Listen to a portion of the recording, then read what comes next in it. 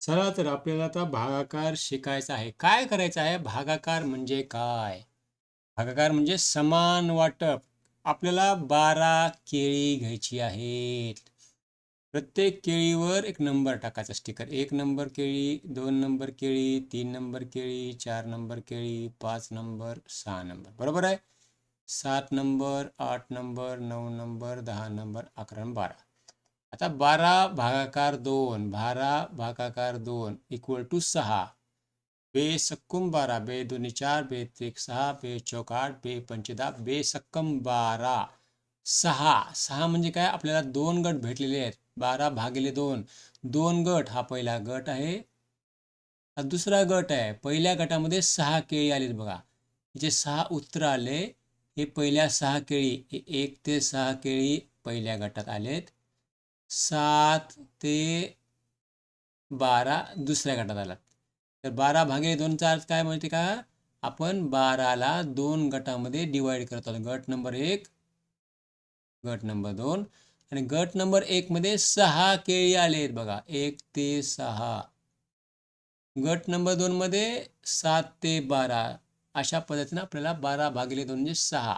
तर प्रत्येक गटात 6 केळी आली आहे. उत्तर आहे 6. भागाकार म्हणजे समान गट करणे.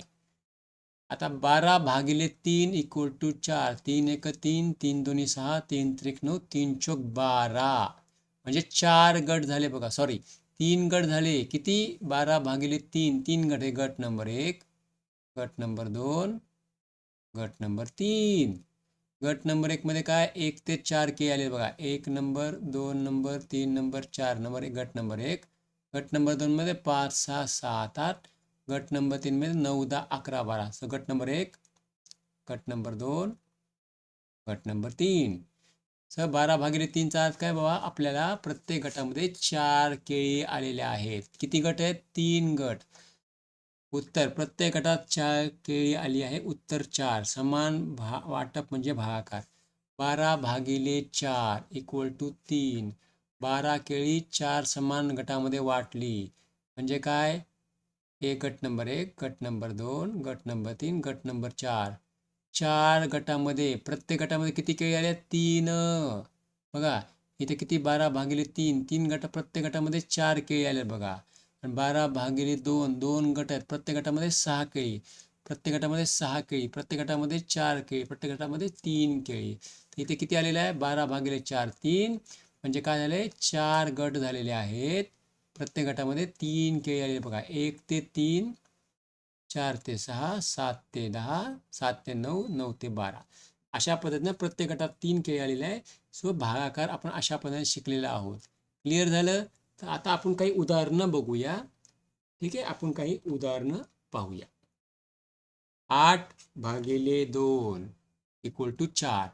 ठीक आहे, बेचोक 8. Share 8 objects equal into 2 groups. Each group has 4 objects. ठीक आहे.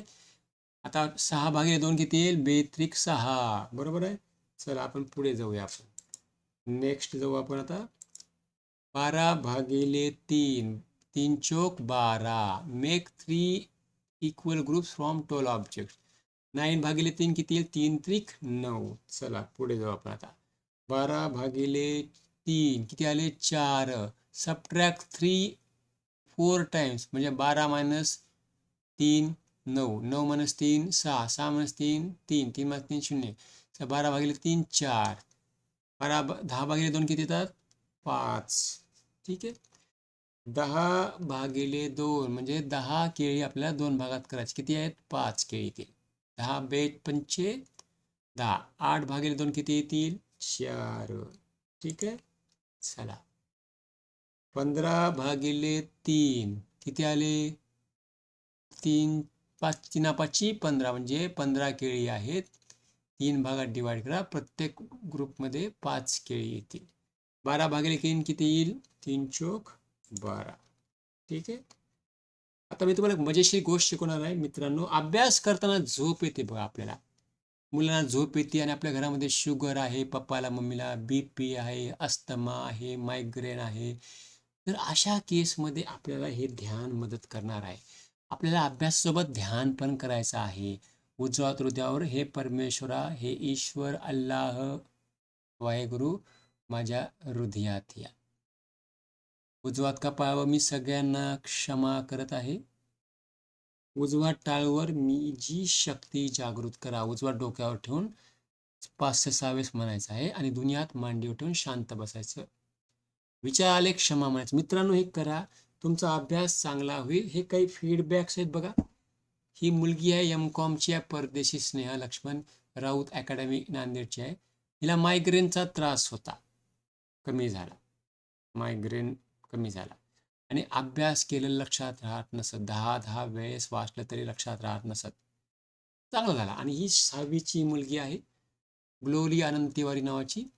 हिचे अभ्यास वाढलेला आहे. आता मी व्हिडिओ वाचत नाही, प्रत्येक फीडबॅकमध्ये तुमचे मार्क्स वाढलेले आहेत, अभ्यास चांगला झालेला आहे.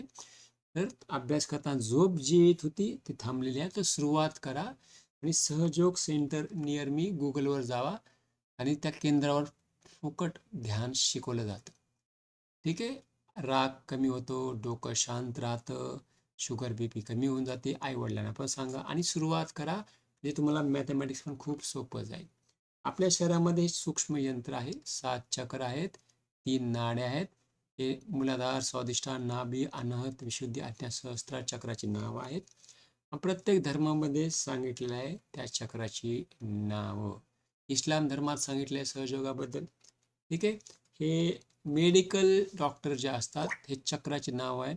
Pelvic plexus, aortic plexus, solar plexuses, cardiac plexus, cervical plexus, optic chiasma, limbic area. पूर्ण सायंटिफिक आहे. सुरुवात करा, रिसर्च दिलेला आहे. आणि चला आपण आता पुढच्या व्हिडिओमध्ये बघूया. खूप एक्झाम्पल्स मी कव्हर करणार आहे. असे बरेच एक्झाम्पल्स मी पुढच्या व्हिडिओमध्ये कव्हर करणार आहे. बघा जवळजवळ बघा किती एक्झाम्पल्स आहेत. अरे बापरे, बरेच एक्झाम्पल्स आहेत. तुम्ही जर बघचाल तर आपण पुढच्या एक्झाम्पलमध्ये बघूया. ठीक आहे. जवळजवळ 150 ते 300 एक्झाम्पल्स आहेत. आपण बघूयात एक्झाम्पल पुढच्या व्हिडिओमध्ये बघूया. ठीक आहे. चला, थँक्यू.